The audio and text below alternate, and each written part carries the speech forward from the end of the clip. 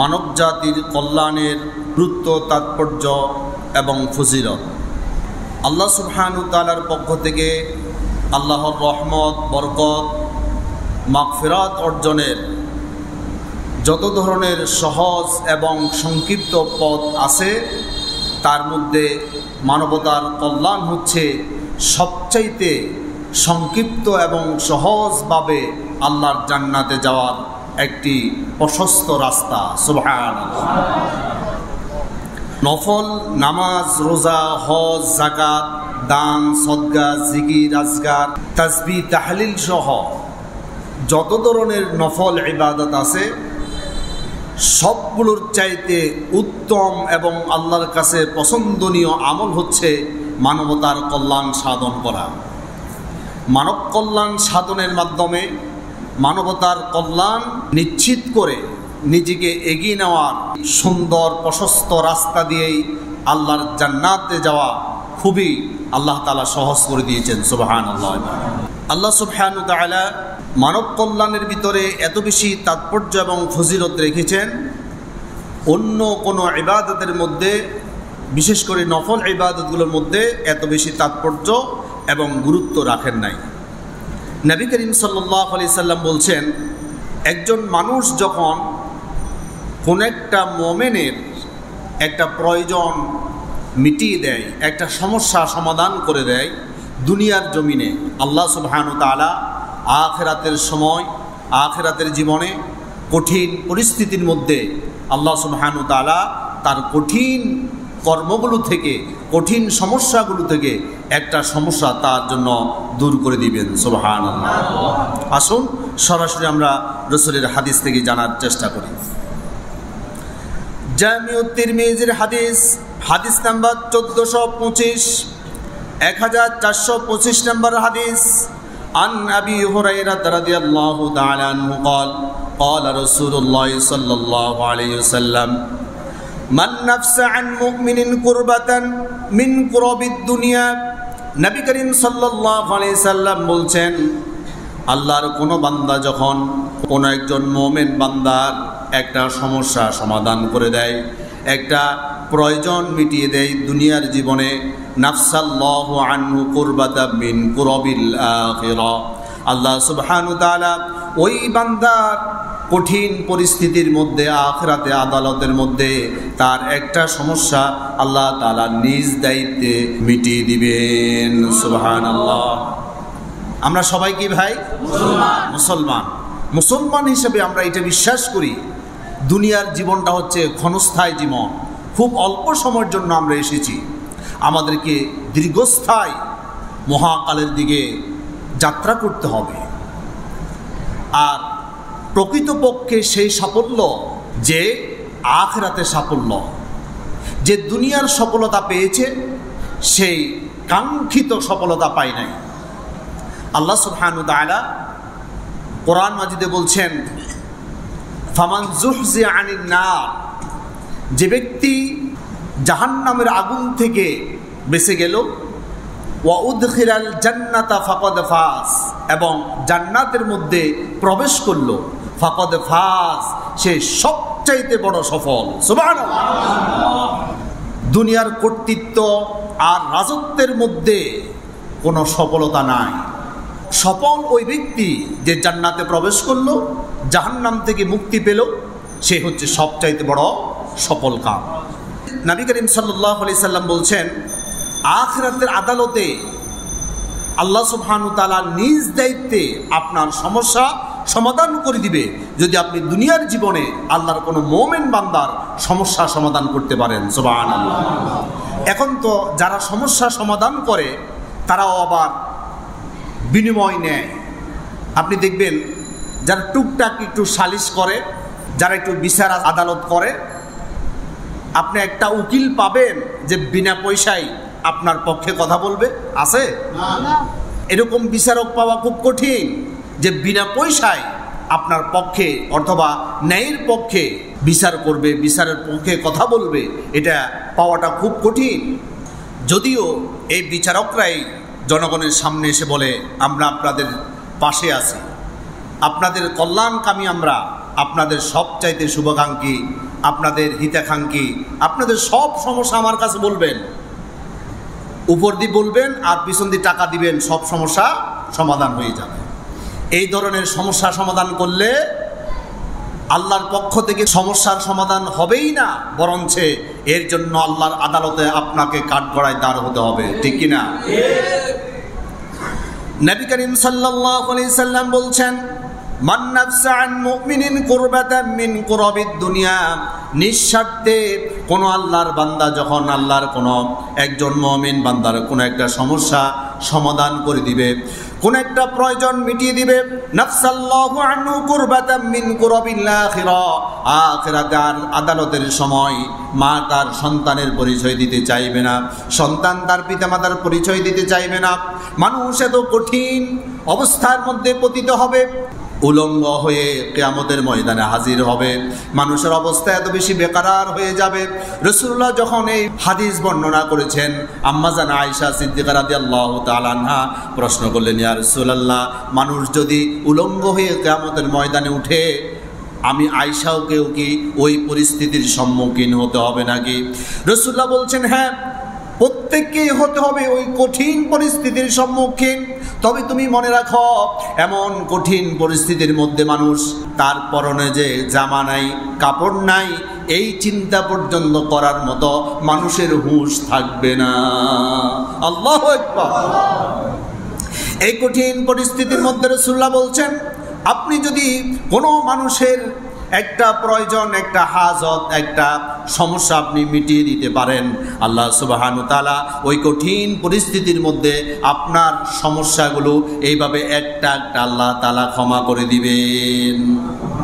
Oman সাতারা আলা মুসলিমিন, কোন মুসলমানের যদি কোনো দোষ কেউ যদি গোপন রাখে, সেই যদি এটার আমানতদারিতা রক্ষা করে চলতে পারে, সাতারাহুল্লাহু ফিদ দুনিয়া ওয়াল আখিরা, আল্লাহ সুবহানাহু ওয়া তাআলা দুনিয়া এবং আখিরাতে উভয় জাহানে আপনার গোপন তথ্যগুলো, আপনার গোপন সমস্যাগুলো, আপনার গুনাহগুলো আল্লাহ তাআলা এইভাবে গোপন করে ফেলবে। দুনিয়া এবং আখিরাতে আপনার দোষগুলো প্রকাশিত হোক, এটা কি আপনি চান? আমরা কেউ চাই না। এই যে দেখেন না, যারা মানুষকে কথায় কথায় ধর্ম ব্যবসায়ী বলতো, তারাই আজকে পাকা দাড়ি, চাপদাড়ি, লম্বা দাড়ি শেভ করে পালাবার পথ খুঁজছে। আজকে তারাই ধরা খেয়েছে জনগণের কাছে। আসল ধর্ম ব্যবসায়ী কারা, ঠিক কিনা? যারা রসুলের সুন্নাহ নিয়ে ব্যবসা করে, ব্যবসার জন্য দাড়ি লম্বা করে, আবার বাসার জন্য দাড়ি কামিয়ে ফেলে, এরাই তো আসল ধর্ম ব্যবসায়ী, ঠিক কিনা? এরাই তো অসংখ্য আলেমদেরকে ধর্ম ব্যবসায়ী বলে গালি দিয়েছিল। আল্লাহ সুবহানাহু ওয়া তাআলা কোন মানুষকে যখন জিল্লতি দিতে চায়, বেইজ্জত করতে চায়, অপমানিত করতে চায়, এইভাবে তাদেরকে আল্লাহ তাআলা অপমানই করে। এই জন্য আল্লাহ রাসূল সাল্লাল্লাহু আলাইহি সাল্লাম বলছে, দোষ তালাশ করে মানুষকে বিভ্রান্ত করো না, মানুষকে কষ্ট দিও না, মানুষের বিরুদ্ধে মিথ্যাচার করো না। তুমি যদি মানুষের দোষ গোপন রাখো, দুনিয়া এবং আখিরাতে আল্লাহ নিজ দায়িত্বে তোমার গোপন গুনাহগুলো রব্বুল আলামিন গোপন করে দিবে। শুধু তাই নয়, রাসূলুল্লাহ বলছেন, আল্লাহু ফি আউনিল আবদি মা কানাল আবদু ফি আউনি আখিহি, আল্লাহর কোনো বান্দা যখন আল্লাহর কোনো বান্দার জন্য কোনো উপকারে, কোনো সাহায্যে, কোনো ধরনের উপকার করার জন্য সে লেগে যায়, সে যতক্ষণ পর্যন্ত বান্দার উপকার করবে, আল্লাহ নিজেই তার উপকারের মধ্যে নিয়োজিত হয়ে যায়। মানুষ আমার উপকার করে আমার কতটুকু লাভ করতে পারবে? আবার আমার আল্লাহ যদি আমার উপকার করতে চায়, আমার কি কোনো পিছুটান থাকবে? আর আল্লাহু আকবার। আপনি যদি মানুষের উপকারে লেগে যান, আল্লাহ নিজে আপনার উপকারে লেগে যাবে। সুবহানাল্লাহ। এর বিপরীতে যদি আমরা চিন্তা করি, আপনি যদি কারোর উপর জুলুম করেন, কারোর উপর অত্যাচার করেন, কারোর হক নষ্ট করেন, কারো বিরুদ্ধে ষড়যন্ত্র করেন, আল্লাহ কি বসে থাকবে? সুতরাং প্রত্যেকটা কদম দেওয়ার সময় মুমিন চিন্তা করবে, আমার এই সামনের কদম যাতে করে আল্লাহর পক্ষ থেকে গজবের কারণ না হয়। ঠিক কিনা বলে? আল্লাহ তাআলা আমাদেরকে তৌফিক দিক, আমরা বলি আমিন। এরপর নবীজি সাল্লাল্লাহু আলাইহি সাল্লাম বলছেন, তোমরা মুসলমান ভাই ভাই একজন আরেকজনের উপর জুলুম করবে না, অথবা একজন আরেকজন ভাইকে কোনো জালেমের হাতে ছেড়ে দিবে না। জালেম যদি আয়নায় ঘরে তোমার কোনো ভাইকে বন্দি করে রাখে, তোমার যদি সেখানে সামর্থ্য থাকে, সেখানে তাকে ছেড়ে দেওয়া যাবে না, ওই আয়নাঘর থেকে তাকে উদ্ধারের ব্যবস্থা করতে হবে। আল্লাহ সুবহানাহু ওয়া তাআলা তোমাদেরকে ভাই ভাই করে দিয়েছেন, একে অপরের কল্যাণে এগিয়ে আসতে হবে, একে অন্যের জন্য কল্যাণ কামনা করতে হবে, একে অন্যের বিরুদ্ধে কখনো ষড়যন্ত্র করবে না। রাসূলুল্লাহ বলছেন, সহিহ বুখারীর হাদিস নাম্বার 2442, আন আব্দুল্লাহ ইবনে উমর রাদিয়াল্লাহু তাআলা আনহু قال قال رسول الله صلى الله عليه وسلم المسلم اخو المسلم, তোমরা মুসলমান ভাই ভাই, লা ইয়াজলিমুহু, তোমরা একে অপরের উপর জুলুম করবে না, ওয়ালা ইউসলিমুহু, তোমরা কোনো জালেমের হাতে তোমার কোনো ভাইকে ছেড়ে দিবে না, অর্থাৎ তার নিরাপত্তার ব্যবস্থা করবে। লা ইয়াজলিমুহু, তুমি তার উপর জুলুম করবে না, ওয়ালা ইউসলিমুহু, তার জন্য শান্তির বার্তা নিয়ে তুমি সব সময় কল্যাণ কামনা করবে। সে আওয়ামী লীগ হতে পারে, সে বিএনপি হতে পারে, সে জাসদ হতে পারে, সে বাম অথবা ডান হতে পারে, সে একজন মানুষ হিসাবে কখনো তার অকল্যাণ কামনা করা যাবে না, তার উপর জুলুম করা যাবে না, অত্যাচার করা যাবে না, তার সম্পদ লুণ্ঠন করা যাবে না, কোনো ধরনের ষড়যন্ত্র করা যাবে না।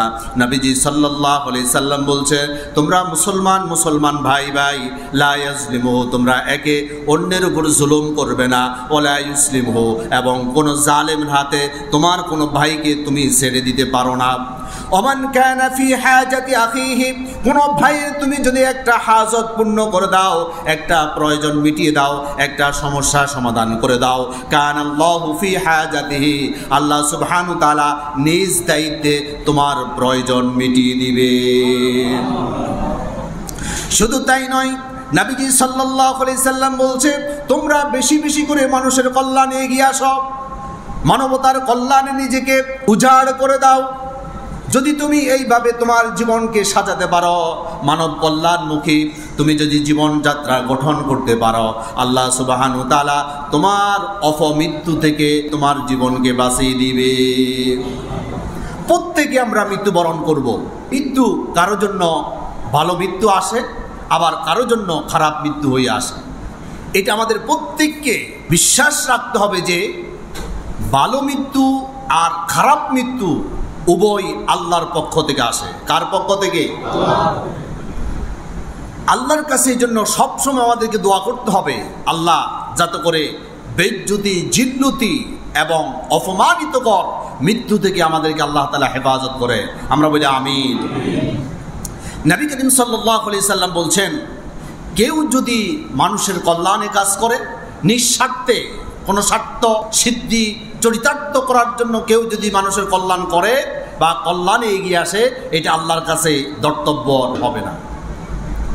নিঃস্বার্থে, আমরা তো কেউ দলীয় স্বার্থে ভালো কাজ করি, কেউ ভোটের স্বার্থে করি, কেউ জনগণকে ধোঁকা দেওয়ার জন্য করি, কেউ ফেসবুকে সেলফি তোলার জন্য করি, কেউ জনগণের চোখের মধ্যে ধুলা দেওয়ার জন্য করি।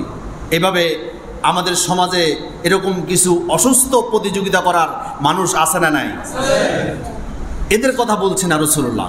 রাসূল পাক সাল্লাল্লাহু আলাইহি ওয়াসাল্লাম বলছে, যারা নিঃস্বার্থে এবং আল্লাহর জন্য, দ্বীনের জন্য, ইসলামের জন্য মানব কল্যাণে কাজ করে, আল্লাহ সুবহানাহু ওয়া তাআলা তাদেরকে গ্যারান্টি দিচ্ছে, তাদেরকে অপমৃত্যু থেকে আল্লাহ তাআলা হেফাজত করবে।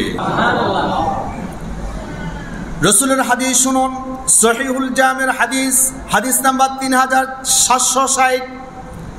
আন আবি সাঈদ খুদরি রাদিয়াল্লাহু তাআলা আনহু قال قال رسول الله صلى الله عليه وسلم صدقة السر تطفئ غضب الرب وصلة الرحم تزيد في العمر وفعل المعروف يقي مصارع السوء। অর্থাৎ নবীজি সাল্লাল্লাহু আলাইহি সাল্লাম বলছেন, সাদাকাতুস সিররি তুতফিউ গদবের রব্বি, গোপনে কোনো আল্লাহর বান্দা যখন দান করে, ওই গোপন দান আল্লাহর রাগকে প্রশমিত করে। সুবহানাল্লাহ। কোনো কারণে, আপনার কোনো ভুলের কারণে, কোনো পাপাচারীর কারণে আল্লাহ তাআলা আপনার উপর খুব রাগান্বিত, আপনার জন্য আল্লাহর পক্ষ থেকে কোনো একটা শাস্তি বাজেট হয়ে আছে, সময় সাপেক্ষে আল্লাহ তাআলা অর্ডার করবে, সাথে সাথে আপনাকে সে শাস্তি পেয়ে বসবে। এই মুহূর্তে আপনি যদি গোপনে আল্লাহর রাস্তায় কিছু দান করে দেন, সদকা করে দেন, নবী করিম সাল্লাল্লাহু আলাইহি সাল্লাম বলছেন পৃথিবীর কোনো শক্তি নাই আল্লাহর রাগকে ঠান্ডা করতে পারে, কিন্তু গোপনে যে ব্যক্তি দান করে এই গোপন দান আল্লাহর রাগকে ঠান্ডা করে দেয়। সুবহানাল্লাহ।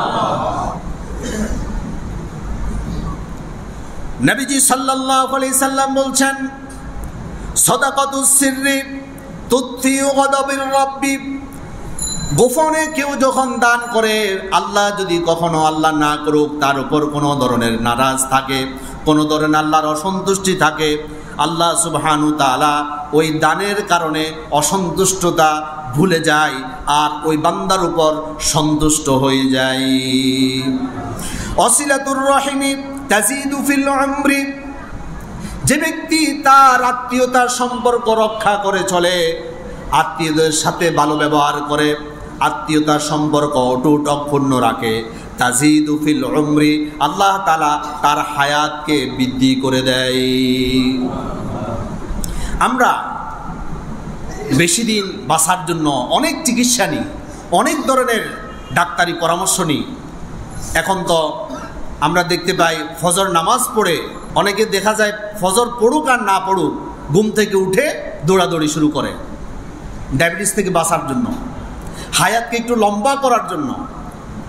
এগুলো সুস্থতার জন্য আপনি করতেই পারেন, তবে হায়াত লম্বা হওয়ার ফর্মুলাই একটা, যে ব্যক্তি চায় তার হায়াত লম্বা হোক, রাসূলুল্লাহ সাল্লাল্লাহু আলাইহি সাল্লাম বলছে ওয়াসিলাতুর রাহিমি, সে যাতে করে তার রাহিমকে ঠিক রাখে, তার আত্মীয়তা বন্ধনকে ঠিক রাখে, আত্মীয়দের সাথে ভালো আচরণ করে, আত্মীয়তার সম্পর্ক অটুট অক্ষুণ্ণ রাখে, তাদের সাথে যাতে খারাপ আচরণ না করে এবং তাদের সাথে একটা সুদৃঢ় সুসম্পর্ক যাতে করে সে বহমান রাখে, তাহলে তাজিদু ফিল উমরি, আল্লাহ সুবহানাহু ওয়া তাআলা তার হায়াতকে লম্বা করে দিবেন। সুবহানাল্লাহ।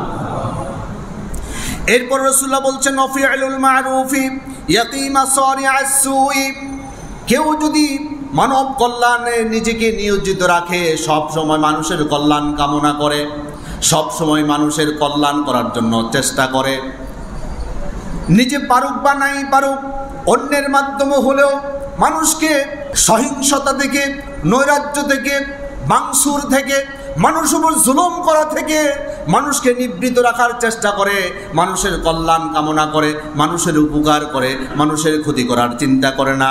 এইভাবে যার জীবনটা সুন্দরভাবে সাজিয়ে সে তার জীবন পার করতে পারবে, সর্বশেষ যখন মৃত্যু চলে আসবে আল্লাহ সুবহানাহু তাআলা অপমৃত্যু থেকে, লাঞ্ছনাদায়ক মৃত্যু থেকে, যন্ত্রণাদায়ক মৃত্যু থেকে, অপমানিতকর মৃত্যু থেকে আল্লাহ তাআলা তাকে বাঁচিয়ে দিবে। আমাদের দেশে একটা কথা আছে, শেষ ভালো যার, কি সবকে আমি বলবো, আপনারা কিছু বলবেন না? শেষ ভালো যার, সব ভালো তার।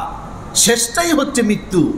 যার মৃত্যু সম্মানিত মৃত্যু হয়, যার মৃত্যু শাহাদাতের মৃত্যু হয়, সে হচ্ছে সবচাইতে সফল। নবী করিম সাল্লাল্লাহু আলাইহি সাল্লাম বলছেন ওয়াফিউল মারুফ ইয়াকি মাসারিআস সুই, যে ব্যক্তি নাকি মানুষের কল্যাণ কামনা করে, মানুষের উপকার করে, মানুষের জন্য সব সময় তার চিন্তার ভিতরে উপকার এবং সাহায্যের ধারণা রাখে, আল্লাহ তাআলা তার মৃত্যুটা অপমৃত্যু থেকে রব্বুল আলামিন হেফাজত করে দিবে। শুধু তাই নয়, নবী করিম সাল্লাল্লাহু আলাইহি সাল্লাম বলছেন একজন বিধবা নারী অথবা এতিম, মিসকিন, দরিদ্র, অসহায়, অনাথ, এমন অসহায় কোনো মানুষের যদি কেউ দায়িত্ব নেয়, আল্লাহ সুবহানাহু তাআলা তার দ্বীনের জন্য জিহাদের ময়দানে গিয়ে জীবনের ঝুঁকি নিয়ে অতন্ত্র প্রহরীর ন্যায় যুদ্ধের ময়দানে রক্ত এবং জীবন দিয়ে উৎসর্গ করে দেয়, এমন বান্দা তার আমলনামার মধ্যে যে নেকি অর্জন করতে পারে ওই আল্লাহর বান্দা যে নাকি মানুষের উপকার করে তার আমলনামার মধ্যে ওই সওয়াবগুলো আল্লাহ তাআলা দান করে দেয়। সহিহ বুখারীর হাদিস নাম্বার 6007 عن أبي هريرة رضي الله تعالى عنه قال قال رسول الله صلى الله عليه وسلم الساعي على الأرملة والمسكين كالمجاهد في سبيل الله كالقائم لا يفطر وكالصائم لا يفطر নবী করিম সাল্লাল্লাহু আলাইহি সাল্লাম বলছেন الساعي على الأرملة والمسكين একজন বিধবা নারী অথবা মিসকিন দরিদ্র অসহায় মানুষের দায়িত্ব কেউ যদি নেয় কাল মুজাহিদ ফি সাবিলিল্লাহ একজন মুজাহিদ আল্লাহর রাস্তায় জিহাদ করলে যে সওয়াব অর্জন করতে পারে মানুষের উপকারকারী ওই আল্লাহর বান্দা সেই ফজিলত সে পেয়ে যাবে সুবহানাল্লাহ। শুধু আল্লাহর রাস্তায় জিহাদ করার সওয়াব পাবে এটাই তার জন্য যথেষ্ট নয়। কাল কাইমি লা ইয়াফতুরু রাত্রি বেলায় দাঁড়িয়ে দাঁড়িয়ে আল্লাহর কাছে নামাজরত অবস্থায় পুরা রাত সে পার করে দেয়, সে ক্লান্ত হয় না, সে কখনো বিরক্ত হয় না, সারা রাত আল্লাহর জন্য দাঁড়িয়ে দাঁড়িয়ে নামাজ পড়ে। ওয়াকাস-সাইমি লা ইফতিরু এমন ভাবে লাগাতার সে রোজা রাখে। একজন আল্লাহর বান্দা লাগাতার দিনের মধ্যে রোজা রাখে আর লাগাতার সারা রাত দাঁড়িয়ে দাঁড়িয়ে নামাজ পড়ে। রাসূল পাক সাল্লাল্লাহু আলাইহি সাল্লাম বলছেন একজন বিধবা নারীর কেউ যদি দায়িত্ব গ্রহণ করে অথবা কোনো এতিম মিসকিন এই অসহায় মানুষগুলোর কেউ যদি দায়িত্ব গ্রহণ করে আল্লাহ সুবহানাহু তাআলা ওই দায়িত্ব গ্রহণকারী আল্লাহর বান্দার আমলনামার মধ্যে যতদিন সে দায়িত্ব নিবে ততদিন রাতভর সে ইবাদত করলে দাঁড়িয়ে দাঁড়িয়ে নামাজ পড়লে আর সারাদিন রোজা রাখলে ক্লান্ত শ্রান্তহীন ভাবে অবিরাম এই ইবাদতে মশগুল থাকলে যে সওয়াব পেত শুধু একজন বিধবা নারীর এবং এতিম মিসকিনের দায়িত্ব নেওয়ার কারণে যতদিন দায়িত্ব রাখবে ততদিন পর্যন্ত এই সওয়াব আল্লাহ তাআলা তার আমলনামায় দিতে থাকবে। আপনি কি কল্পনা করতে পারেন রাসূলুল্লাহ কি বলছেন? সহিহ বুখারীর হাদিস।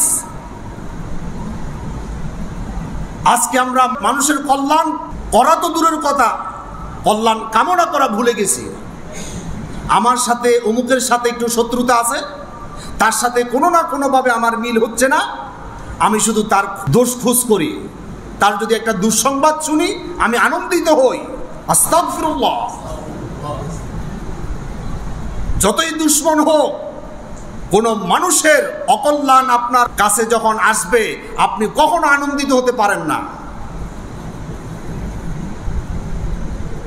নবী করিম সাল্লাল্লাহু আলাইহি সাল্লাম বলছেন কেউ যদি মানুষের উপকার করে, মানুষের ক্ষতি থেকে নিজেকে নিবৃত রাখে, নিজেকে হেফাজত রাখে আর সবসময় মানুষের কল্যাণের চিন্তা করে, আমি রাসূল এবং ওই উপকারকারী মানুষটা একসাথে একই জান্নাতের মধ্যে থাকবো। নবী করিম সাল্লাল্লাহু আলাইহি সাল্লামের সাথে জান্নাতে থাকা এটার চাইতে খুশ নসিব আর কি হতে পারে? নবী করিম সাল্লাল্লাহু আলাইহি সাল্লাম বলছেন কেউ যদি একজন এতিমের দায়িত্ব নিতে পারে, এতিম মিসকিন অসহায় মানুষের দায়িত্ব নিতে পারে, নিঃস্বার্থে তার কল্যাণে নিজেকে আত্মনিয়োজিত করতে পারে, রাসূলুল্লাহ বলছেন আমি এবং তার একসাথে একই জান্নাতের মধ্যে থাকবো। এতটুকু দূরত্বের মধ্যে আমরা দুইজন থাকবো, আমার এই দুই আঙ্গুলের মাঝখানে দূরত্ব যতটুকু। এটাও সহিহ বুখারীর হাদিস। সহিহ বুখারীর হাদিস, হাদিস নাম্বার 5304, 5304 নম্বর হাদিস। عن سهل بن سعد رضي الله تعالى عنه قال قال رسول الله صلى الله عليه وسلم أنا وكفيل اليتيم في الجنة هكذا وأشار بالسبابة والوسطى وفرج بينهما شيئا। নবী সাল্লাল্লাহু আলাইহি সাল্লাম বলছেন আনা আমি ওয়াকাফিলুল ইয়াতীমি, ইতিমের কফিল, ইতিমের দায়িত্ব গ্রহণকারী, অসহায় মানুষের উপকারকারী, ফিল জান্নাতি আমরা দুইজন একসাথে আল্লাহর জান্নাতে থাকবো, হাকাদা এমন ভাবে থাকবো। আশারা রাসূলুল্লাহ ইশারা করলেন বিসাব্বাবা, শাহাদাত আঙ্গুলকে আরবিতে বলা হয় সাব্বাব, ওয়াল উস্তা, উস্তা বলা হয় মধ্যমাকে। শাহাদাত আঙ্গুল এবং মধ্যমা এই দুইটা আঙ্গুলকে রাসূলুল্লাহ এভাবে উঁচু করলেন। ওয়া আশারা বিস-সাব্বাবি ওয়াল উস্তা, মধ্যমা এবং শাহাদাত আঙ্গুলকে সামনে এভাবে ধরে রাসূলুল্লাহ ইশারা করলো আর বলল ফাররাজা বাইনাহুমা শাইয়ান, এতটুকু দূরত্বের মধ্যে ইয়েতিম, মিসকিন, দরিদ্র, অসহায় মানুষের কল্যাণে যারা নিজেকে উজাড় করে দিত, যারা মানুষের কল্যাণে সবসময় নিজেকে সবসময় প্রস্তুত করে রাখত, ওই আল্লাহর বান্দা আর আমি রাসূল এতটুকু দূরত্বের মধ্যে আল্লাহর জান্নাতে থাকবো। রাসূলুল্লাহর এই হাদিসগুলো যদি আমাদের হৃদয়ের মধ্যে আমরা ধারণ করতে পারতাম আর বাস্তব জীবনের প্রতিফলন ঘটাতে পারতাম, পৃথিবীর মধ্যে আমাদের চাইতে সভ্য জাতি আর কেউ দাবি করার সাহস করত না। আজকে ইসলামকে আমরা প্রশ্নবিদ্ধ করছি নিজেদের চরিত্র দিয়ে। আল্লাহ হেফাজত করুন, আমরা বলি আমিন। নবীজি সাল্লাল্লাহু আলাইহি সাল্লাম বলছেন, যারা নাকি মানুষের উপকার করবে, মানুষের কল্যাণে নিজেকে নিয়োজিত রাখবে, আল্লাহ নিজের নামে কসম করে বলছে, আমি কঠিন কালেও আল্লাহর বান্দাদের উপকারকারী ওই মানুষকে জাহান্নামের আগুনে ফেলতে দিব না। আল্লাহু আকবার! কি কঠিন কথা বলছে রাসূলুল্লাহ। আল্লাহ নিজে দায়িত্ব নেবেন এই বান্দাকে কেউ যাতে করে জাহান্নামের আগুন পর্যন্ত নিতে না পারে। সুবহানাল্লাহ।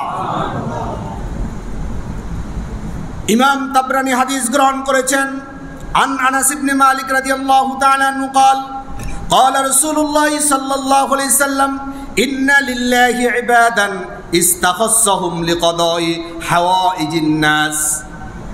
নবী করিম সাল্লাল্লাহু আলাইহি সাল্লাম বলছেন, আল্লাহ সুবহানাহু ওয়া তাআলা নিজেই, আল্লাহ মানুষ থেকে এমন কিছু মানুষকে আলাদা করেছেন, বাছাই করেছেন।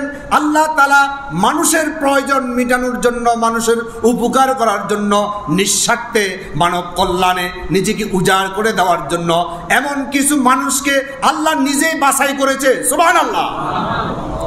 ওয়া আলা নাফসিহি, আল্লাহ তাআলা জাতের কসম করে বলছে, আমি নিজের নামে কসম করে বলছি, আল্লাহ ইউআযিবাহুম বিন্নার, আমার এই সমস্ত বান্দাদেরকে জাহান্নামে স্পর্শ করা আমি নিজেই তাদের জন্য হারাম করে দিয়েছি। আল্লাহ ইউআযিবাহুম বিন্নার, এদেরকে জাহান্নামে স্পর্শ করবে না। আল্লাহ যখন দায়িত্ব নেয়, এই দায়িত্বের মধ্যে কোনো ফাঁকফোকর ঘটে যাওয়ার সম্ভাবনা আছে? আল্লাহু আকবার। সুতরাং আজকে আমাদেরকে সিদ্ধান্ত নিতে হবে, মানুষের অকল্যাণ কামনা করা, মানুষের উপর জুলুম করা, মানুষের হক নষ্ট করা, মানুষের সম্পদ নষ্ট করা, মানুষের সম্মান নষ্ট করা, এই ধরনের কাজ থেকে বিরত থাকতে হবে। রাজি আছি তো ইনশাআল্লাহ? রাসূলুল্লাহ এখানে শেষ করলেন না, একই হাদিসের মধ্যে এরপরে বলছেন, ফাইদা কানা ইয়াউমাল কিয়ামাতি আজলিসু আলা মানাবির মিন নূর। আল্লাহ সুবহানাহু ওয়া তাআলা কিয়ামতের দিন নূরের একটা সিংহাসন বানাই দিবে। আজলিসু, ওই সিংহাসনের মধ্যে আল্লাহ সুবহানাহু ওয়া তাআলা ওই বান্দাদেরকে বসাবেন যারা নাকি মানুষের কখনো ক্ষতি করত না, শুধু উপকার করত। সুবহানাল্লাহ। ফাইদা কানা ইয়াউমাল কিয়ামা, রাসূলুল্লাহ বলছেন কিয়ামতের দিন আজলিসু, আমি তাদেরকে বসাবো আলা মানাবির, ওই সমস্ত মিম্বরের মধ্যে, মিন নূর, যেই সমস্ত মিম্বারগুলো আল্লাহর নূর দিয়ে আল্লাহ তাআলা নিজেই তৈরি করেছেন। সুবহানাল্লাহ। শুধু তাই নয়, ইয়াতাহাদাসুনা ইলাইহি, তারা ওই মিম্বরের মধ্যে বসে আল্লাহর সাথে কথা বলবে। ওয়ান্নাসি ফিল হিসাব, যখন আল্লাহ তাআলা মানুষ থেকে হিসাব নিবে, মানুষের বিচার যখন করবে, অর্থাৎ তারা আল্লাহর সাথে কথা বলবে, তার মানে হচ্ছে আল্লাহর কাছে তারা সুপারিশ করার মতো আল্লাহ তাআলার কাছ থেকে অনুমতি পেয়ে যাবে। মানব কল্যাণের উপর আর কোনো ইবাদত নাই। আপনার হজ, যাকাত, তাসবিহ, তাহলিল, আপনার তাহাজ্জুদ কিছুই কাজে আসবে না যদি মানুষের ক্ষতি করেন। যদি মানুষের ক্ষতি থেকে নিজেকে নিবৃত রাখতে পারেন, নিজেকে কন্ট্রোল করতে পারেন, ধৈর্যের সাথে, সহিষ্ণুতার সাথে, সংযমতার সাথে জীবনকে পার করে দিতে পারি, নবীজি সাল্লাল্লাহু আলাইহি সাল্লাম বলছে, আল্লাহ সুবহানাহু ওয়া তাআলা নিজ দায়িত্বে জাহান্নাম থেকে তোমাকে রক্ষা করবে। কিয়ামতের ময়দানে কোটি কোটি মানুষের সামনে নূরের মিম্বারে তোমাকে বসাইয়া মানুষের জন্য সুপারিশের অনুমতি তোমাকে দিয়ে দিবে। শুধু তাই নয়, নবীজি সাল্লাল্লাহু আলাইহি সাল্লাম বলছেন, একজন মানুষের একটা উপকার করা মসজিদে নববীর মধ্যে আমার সাথে একসাথে 1 মাস ইতিকাফ করার চাইতে আল্লাহর কাছে অধিক প্রিয়। রসুলের মসজিদে রসুলের সাথে 1 মাস ইতিকাফ করা এর চাইতে আল্লাহর কাছে উত্তম হচ্ছে একজন মানুষের কল্যাণ করা। সুবহানাল্লাহ। রসুলের হাদিস শুনেন, সহিহুল জামির হাদিস নাম্বার 97, عن عبد الله بن عمر رضي الله تعالى عنه قال قال رسول الله صلى الله عليه وسلم أحب الناس إلى الله أنفعهم للناس وحب الأعمال إلى الله سرور تدخله على مسلم أو تكشف عنه قربة أو تقضي عنه دينا أو تطرد عنه جوعا ولأن أمشي مع أخ لي في حاجتي أحب إلي من أن يعتكف في هذا المسجد يعني مسجد المدينة شهرا। নবী করিম সাল্লাল্লাহু আলাইহি সাল্লাম বলছেন, আহাব্বুন নাস ইলাল্লাহ, আল্লাহর কাছে সবচাইতে উত্তম মানুষ, সবচাইতে আল্লাহর প্রিয় মানুষ যে ব্যক্তি হজ করে সে আল্লাহর প্রিয়, এই কথা বলেন নাই। যে ব্যক্তি 5 ওয়াক্ত নামাজ পড়ে সে আল্লাহর প্রিয়, রাসূলুল্লাহ এই কথা বলেন নাই। যে ব্যক্তি তাহাজ্জুদ গুজার করে সে ব্যক্তি আল্লাহর প্রিয়, এটা আল্লাহ রাসূল বলেন নাই। রাসূলুল্লাহ বলছেন, আহাব্বুন নাস ইলাল্লাহ, আল্লাহর কাছে ওই ব্যক্তি সবচাইতে প্রিয়, আনফাউহুম লিন-নাস, যে মানুষের কল্যাণ করে। সুবহানাল্লাহ। মানুষের উপকার করে, মানুষের উপর জুলুম করে না, অত্যাচার করে না, সম্পদ লুণ্ঠন করে না, সম্মানের উপর আঘাত করে না, ওই ব্যক্তি হচ্ছে আল্লাহর প্রিয় মানুষ। সুবহানাল্লাহ। ওয়াহাব্বুল আমাল, ওই ব্যক্তির আমল আল্লাহর কাছে সবচাইতে প্রিয়। ওয়াহাব্বুল আমাল ইলাল্লাহ, আল্লাহর কাছে ওই আমল সবচাইতে প্রিয় আমল। সুরুরিন তুদখিলুহু আলা মুসলিমিন, নিজের আনন্দ অন্য মুসলমানের সাথে ভাগাভাগি করে নেয়। নিজে যেটা পছন্দ করে আরেকজনের জন্য সেটাই পছন্দ করে। আমি যেমন পছন্দ করি আমার সম্পদ নষ্ট না হোক, একইভাবে অন্যের ব্যাপারে আমি এই ধারণা করব, এই কামনা করব, এই আশা রাখবো আমার দ্বারা যাতে অন্যের সম্পদ লুণ্ঠিত না হয়, সম্মান হানি না হয়, সম্পদ নষ্ট না হয়। ঠিক কিনা বলেন? রাসূলুল্লাহ বলছেন, আও তাকশিফু আনহু কুরবাতান, একজন মানুষের দুঃখ দুর্দশা দূর করে দেওয়া, এটাই হচ্ছে আল্লাহর কাছে সবচাইতে প্রিয় আমল। সুবহানাল্লাহ। আল্লাহর কাছে ওই ব্যক্তি প্রিয় যে ব্যক্তি মানুষের কল্যাণ কামনা করে, মানুষের উপকার করে, ওই আমলটা আল্লাহর কাছে সবচাইতে প্রিয় আমল। যে ব্যক্তি নিজের জন্য যে কল্যাণ কামনা করে অন্য আরেকজন মুসলমানের জন্য সে কল্যাণ কামনা করে, এবং আও তাকশিফু আনহু কুরবাতান, অথবা অন্যের যে কোনো প্রয়োজন, যে কোনো দুঃখ দুর্দশা দূরীভূত করে তার প্রয়োজন মিটিয়ে দেয়, এই আমলটা আল্লাহর কাছে সবচাইতে প্রিয়। আরও কিছু প্রিয় আমল সম্পর্কে রাসূলুল্লাহ একে হাদিসে বলছেন, আও তাকদি আনহু দীনান, কোন ঋণগ্রস্ত মানুষের ঋণ পরিশোধ করে দেয় যে সে ব্যক্তির আমল, এবং সে ব্যক্তি আল্লাহর কাছে প্রিয়। আও তাতরুদু আনহু জুআন, ক্ষুধার্ত ব্যক্তিকে খাবার সাপ্লাই যারা করে, ক্ষুধার যন্ত্রণায় কাতরাচ্ছে এমন মানুষদেরকে যারা খাবার প্রদান করে, তাদের এই আমলটা আল্লাহর কাছে প্রিয়। অলি আন আমশি মা আখিন লি ফি হাজাতি, কেউ যদি কোনো একটা ভাইয়ের হাজত পূর্ণ করে দেয় অথবা তার কোনো প্রয়োজন মিটিয়ে দেয়, আহাব্বু ইলাইয়া, আল্লাহর কাছে ওই আমলের চাইতে এটা সবচাইতে প্রিয়। আহাব্বা, আল্লাহর কাছে এটা মুহাব্বতের, আল্লাহর কাছে এটা প্রিয়। মিন আন ইতাকাফু ফি হাদাল মসজিদি, রাসূলুল্লাহ বলছেন আমার এই মসজিদ, রাসূলের মসজিদ কোনটা? মসজিদে নববী, মদিনা শরীফ। রাসূলুল্লাহ যখন এই পৃথিবীতে ছিলেন, রাসূলুল্লাহ তার মসজিদে বসে তিনি বলছেন, একজন ভাইয়ের একটা উপকার করা, একটা হাজত পূর্ণ করা, একটা সমস্যার সমাধান করে দেওয়া, আহাব্বু ইলাইয়া, আল্লাহর কাছে এটা এত বেশি প্রিয়।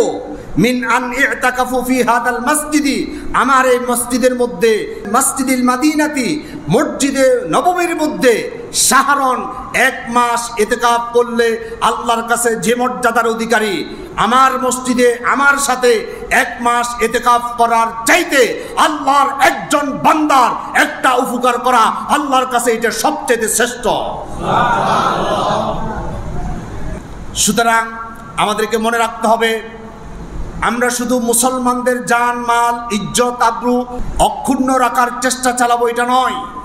মানুষ বলতে যত মানুষ আছে, হিন্দু হতে পারে, খ্রিস্টান হতে পারে, অন্য ধর্মাবলম্বীরা হতে পারে, একজন মানুষ নামক যত প্রাণী আছে, যত আল্লাহর সৃষ্টি আছে, প্রত্যেকের প্রয়োজনে নিজেকে এগিয়ে আসার জন্য প্রস্তুত রাখতে হবে। বলি ইনশাআল্লাহ।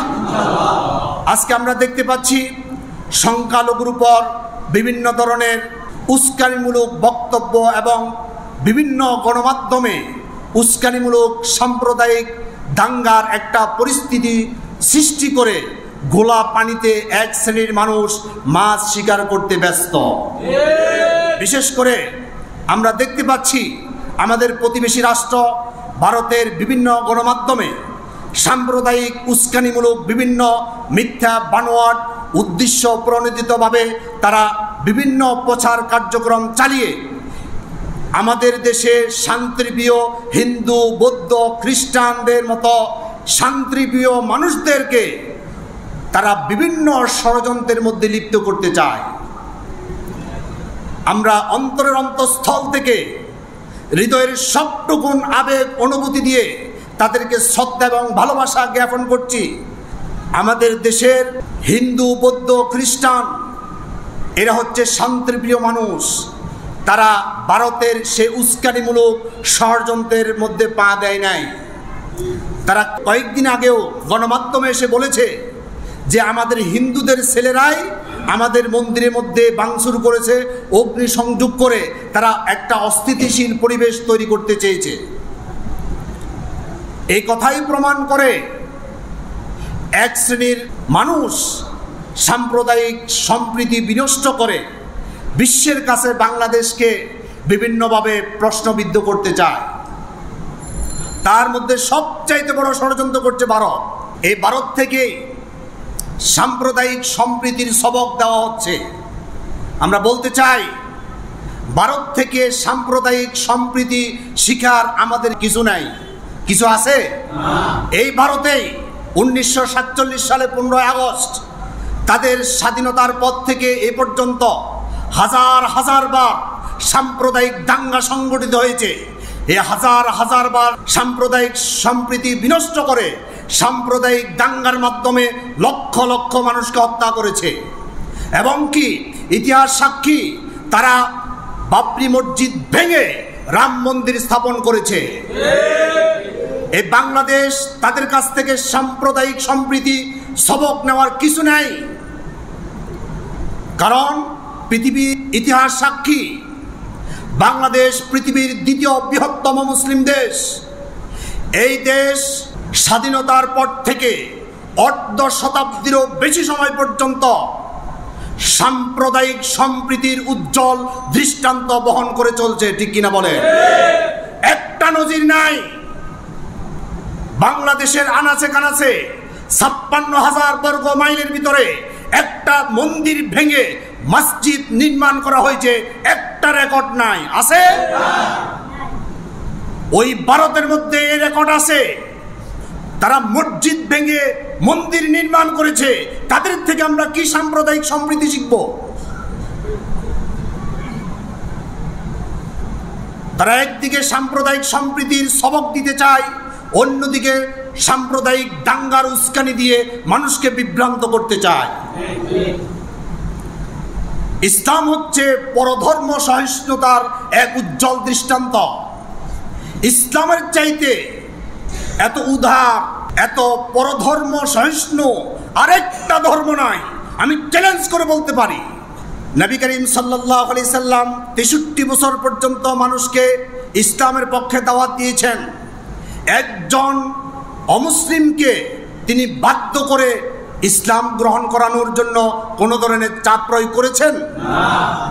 আল্লাহ সুবহানাহু ওয়া তাআলা কালজয়ী চিরন্তন পথের দিশা মহাগ্রন্থ আল কোরআনের মধ্যে আয়াত নাজিল করে রাসূলুল্লাহকে বলছেন, সূরা বাকারার 256 নম্বর আয়াতে আল্লাহ তাআলা বলছেন, লা ইকরাহা ফিদ্দীন, দিন কবুল করার ক্ষেত্রে কাউকে আপনি জোর জবরদস্তি করবেন না। শুধু তাই নয়, আল্লাহ সুবহানাহু ওয়া তাআলা 88 নম্বর সূরা আল গাশিয়া 21 এবং 22 নম্বর আয়াত আল্লাহ তাআলা বলছেন, ফাযাক্কির ইন্নামা আনতা মুযাক্কির লাস্তা আলাইহিম বিমুসাইতির। ইয়া রাসূলুল্লাহ, আপনাকে শুধু আমি সতর্ককারী হিসাবে প্রেরণ করেছি, আপনার দায়িত্ব শুধু আপনি সতর্ক করবেন। আমার পক্ষ থেকে সত্যনিষ্ঠ বাণীগুলো প্রত্যেক মানব কর্ণকুহরে আপনি পৌঁছে দিবেন। এতটুকু পর্যন্ত এনাফ, এটা যথেষ্ট। লাস্তা আলাইহিম বিমুসাইতির, কার উপর চাপ প্রয়োগ করা, কাউকে পিটাইয়া ধর্ম গ্রহণ করার দায়িত্ব আমি আপনাকে দিই নাই। আল্লাহু আকবার। আচ্ছা, সবাই ঈমানের দাবি নিয়ে একথা উচ্চ স্বরে বলুন তো, এই জমিনের মালিক কে? আল্লাহ। এই মানুষগুলোর স্রষ্টা কে? আল্লাহ। এই নবী কার? আল্লাহ। আল্লাহর জমিনে আল্লাহর মানুষের উপর আল্লাহর পক্ষ থেকে প্রেরিত মুহাম্মদ সাল্লাল্লাহু আলাইহি সাল্লাম যদি কাউকে কঠোরতা দিয়ে আল্লাহর দ্বীন চাপিয়ে দিত, কারো কি দুঃসাহস ছিল মদিনার প্রাঙ্গণে দাঁড়িয়ে রাসূলুল্লাহর প্রতিবাদ করা? রাষ্ট্রনায়ক হওয়ার পরেও রাসূলুল্লাহর একক নেতৃত্ব চলছে গোটা মদিনা জুড়ে।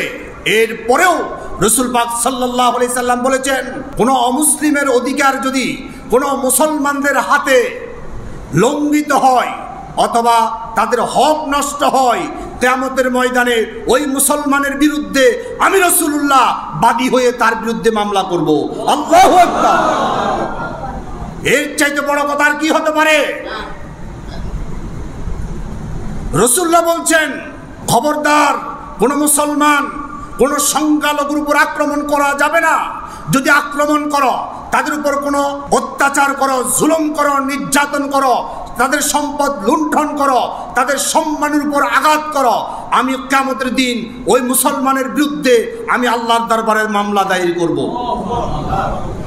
শুধু আক্রমণ করা, আক্রান্ত করা তো দূরের কথা, আল্লাহ সুবহানাহু ওয়া তাআলা আয়াত নাজিল করে বলছেন, খবরদার, কোনো অমুসলিমের দেবতাদেরকে গালি দিবে না। তাদেরকে গালি দেওয়া পর্যন্ত আল্লাহ তাআলা নিষেধ করে দিয়েছেন। 6 নম্বর সূরা নামের 108 নম্বর আয়াত আল্লাহ সুবহানাহু ওয়া তাআলা বলছেন, ওয়ালা তাসুবুল্লাযীনা ইয়াদউনা মিন দুনিল্লাহ, খবরদার, যারা আমাকে বাদ দিয়ে অন্যদেরকে ডাকে অথবা অন্য দেবদেবীর পূজা করে, অর্চনা করে, ওয়ালা তাসুবুল্লাযীনা ইয়াদউনা মিন দুনিল্লাহ, খবরদার, আল্লাহকে বাদ দিয়ে যারা অন্য দেবদেবীর পূজা করে তাদের দেবদেবীকে তোমরা গালি দিবে না। ফায়াসুবুল্লাহ আদওয়াম বিগাইরি ইলম, যদি তোমরা তাদের দেবদেবীকে গালি দাও, তারা অজ্ঞতাবশত তোমাদের রবকেও গালি দিবে। সুতরাং তোমরা এই ধরনের সুযোগ তাদেরকে দিবে না। তাদের ক্ষতি করা তো দূরের কথা, তাদেরকে গালি দেওয়া পর্যন্ত, মন্দ বলা পর্যন্ত ইসলাম হারাম করে দিয়েছেন। এরপর আল্লাহ তাআলা বলছেন, কাযালিকা যায়্যানা লিকুল্লি উম্মাতিন আমালাহুম, প্রত্যেক উম্মতের কাজ, আমল আল্লাহ তাআলা তাদের জন্য সৌন্দর্যমণ্ডিত করেছেন। আমাদের কাছে মূর্তি পূজা বিরক্তকর, অপছন্দনীয়, কিন্তু হিন্দু ভাইদের কাছে এটা অনেক বড় জিনিস। এটা কাযালিকা যায়্যানা, আল্লাহ তাআলা তাদেরকে তাদের কর্মটা সৌন্দর্যমণ্ডিত করে দিয়েছেন। লিকুল্লি উম্মাতিন আমালাহুম, প্রত্যেক উম্মতের কাজ প্রত্যেকের জন্য এটা সুশোভিত করে দিয়েছেন। সুতরাং তাদের পূজা অর্চনায় তোমরা বাধা দিবে না। তবে ধর্মীয় কাজে পূজা অর্চনায় সহযোগিতা করা যাবে না। একজন হিন্দু, বৌদ্ধ, খ্রিস্টান বা অমুসলিমকে তার বিভিন্ন সাহায্য সহযোগিতা আপনি করবেন। তার অসুস্থতার অবস্থায় আপনি তাকে চিকিৎসার ব্যবস্থা করবেন। তার বস্ত্রের প্রয়োজন, আপনি তাকে বস্ত্র সরবরাহ করবেন। তার খাদ্যের প্রয়োজন, খাদ্য সরবরাহ করবেন। তার ঘর বাড়ি নাই, ঘর বাড়ি দিবেন।